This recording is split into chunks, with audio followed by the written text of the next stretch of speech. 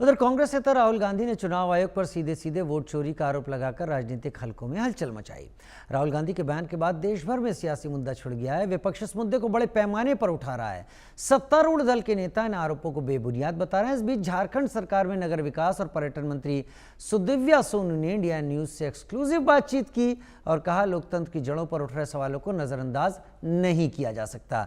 उन्होंने कहा, या तो चुनाव आयोग इस मामले में निष्पक्ष जांच कराए और अगर चुनाव आयोग ऐसा नहीं करता तो सुप्रीम कोर्ट को स्वयं इस पर संज्ञान लेकर आरोपों की जांच करनी चाहिए।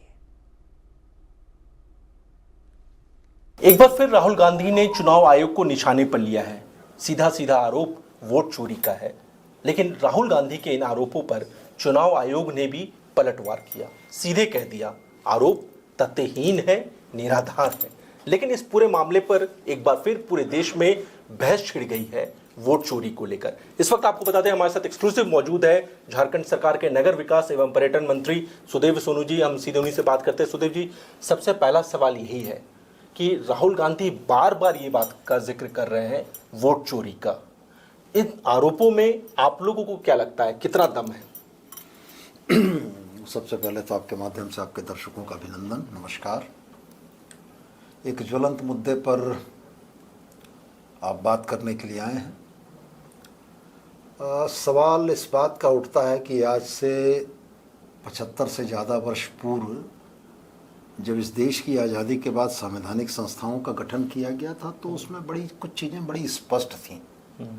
संवैधानिक संस्थाएं माने व्यक्ति प्रमुख नहीं होती थी, संस्थाएं होती थीं और संस्थाओं के जो कार्यकलाप थे वो पारदर्शी होते थे और वो देश के संविधान और राष्ट्र की जनता के प्रति समर्पित होती थी। राहुल गांधी जी के द्वारा जो सवाल लगातार पहले कुछ दिनों से खड़े किए जा रहे हैं, इसमें देखने वाली सबसे महत्वपूर्ण बात यह है कि जो डेटा, जिस डेटा का एनालिसिस करके राहुल गांधी आरोप लगा रहे हैं, वो आंकड़े उनके स्वयं के नहीं हैं, वो चुनाव आयोग के आंकड़े हैं। अगर चुनाव आयोग के आंकड़ों का एनालिसिस करके उसकी किसी डिस्क्रिपेंसी की तरफ राहुल जी ध्यान आकृष्ट कर रहे हैं तो एक नियामक संस्था जो संवैधानिक संस्था है उससे यह अपेक्षा की जा सकती है कि वो पूरी पारदर्शिता के साथ उन सवालों का जवाब दे और जनता और राजनीतिक दलों के मन में जो भ्रम की स्थिति पैदा हुई है उस भ्रम की स्थिति का निराकरण सटीक तथ्यों और आंकड़ों के हिसाब से करे। लेकिन हम लोग बराबर इस बात को देख रहे हैं कि जब भी आयोग पर आरोप लगते हैं, आयोग से पहले बचाव में भारतीय जनता पार्टी कूद जाती है। ये संबंध बड़े अजीब हैं। सवाल चुनाव आयोग से हो, सवाल मुख्य निर्वाचन आयुक्त ज्ञानेश कुमार जी से हो तो भाजपा का प्रवक्ता जवाब क्यों देता है? आज जिस इंटरव्यू का आप जिक्र कर रहे हैं उसका बड़ा छोटा सा अंश हमने देखा है।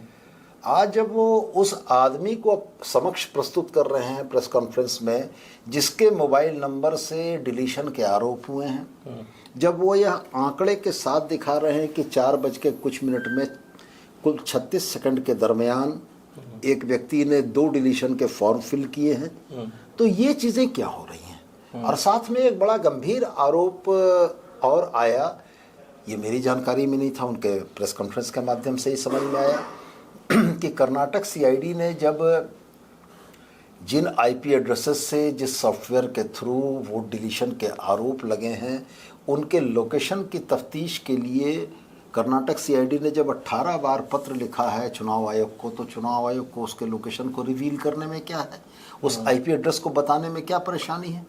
अगर वो दूध का दूध और पानी का पानी करना चाहते हैं तो निश्चित रूप से उन्हें कर्नाटक सीआईडी की जांच में सहयोग करना चाहिए और उन लोगों को जो इस पूरे प्रकरण और खेल के पीछे छुपे बैठे हैं उनको जनता के समक्ष लाने की पहल करनी चाहिए। तो मेरा बड़ा स्पष्ट ये मानना है कि चुनाव आयोग एक राजनीतिक संगठन के तौर पर अगर प्रतिक्रिया करता है तो ये शोभनीय नहीं है। आज तक निर्वाचन आयुक्तों की बड़ी स्थापित परंपरा रही है। टीएन शेषन एक ऐसा नाम रहा है जिसने चुनाव की पूरी प्रक्रिया की स्वच्छता के लिए बहुत कुछ किया। थोड़े बहुत आरोप लगते रहे हैं चुनाव आयोग पर, लेकिन वो थोड़े बहुत आरोप मानवीय गलतियों के चलते लगते हैं, लेकिन जब यहाँ पर पूरी तरीके से प्रक्रिया को ही बाधित करने की बात चल रही है, तो एक भारत के नागरिक की हैसियत से मेरा आपके माध्यम से चुनाव आयोग से यह आग्रह होगा कि चुनाव आयोग को एक निष्पक्ष संवैधानिक संस्था के दायित्वों का निर्वहन करते हुए जनता के सवालों का जवाब देना चाहिए। लेकिन चुनाव आयोग ने तो कुछ ही मिनटों में जो सोशल मीडिया पर जो उनका पोस्ट आया उसमें तो उन्होंने राहुल गांधी के तमाम आरोपों को तथ्यहीन और निराधार बता दिया। नहीं, सवाल है कि तथ्यहीन और निराधार हिंदी के दो शब्दों को कह देने से आरोप तथ्यहीन और निराधार नहीं होते हैं। जब सवाल यह उठता है कि एक व्यक्ति विशेष यह कहता है कि जिन 14 वोटों के डिलीशन का प्रस्ताव उनके फोन से भेजा गया और उनकी जानकारी में नहीं है, तो निश्चित रूप से चुनाव आयोग को यह बताना चाहिए कि उस एक विशिष्ट व्यक्ति के फोन से 14 डिलीशन के प्रस्ताव कैसे गए। चुनाव आयोग को तथ्यों के आधार पर यह बताना चाहिए कि मात्र 36 सेकंड में 4:07 पर सुबह में कोई व्यक्ति उठकर डिलीशन के 2 फॉर्म क्यों भर रहा है, और 36 सेकंड में डिलीशन के 2 फॉर्म भर देना कैसे संभव है। तो मेरा कहने का तथ्य है कि जब चुनाव आयोग ये कहता है कि ये तथ्यहीन है, निराधार है, तो तथ्यहीन और निराधार के तो वो संबंधित दस्तावेज या संबंधित उसके बाद जो प्रमाण है वो भी प्रस्तुत करे ना। वो बताए ना कि कर्नाटक सीआईडी के 18 पत्रों का जवाब उसने क्यों नहीं दिया।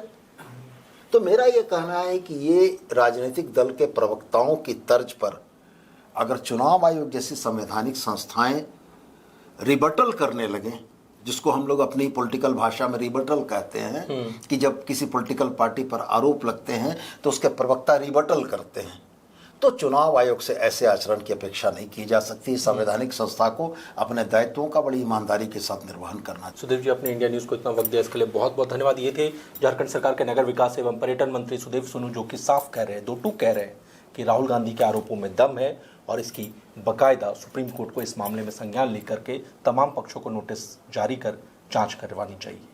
Manish Mehta, India news, Ranchi. America के राष्ट्रपति डोनाल्ड ट्रंप को वाकई कुछ हो गया है। अब तक भारत के पीछे पड़े थे, लेकिन अब तारीफ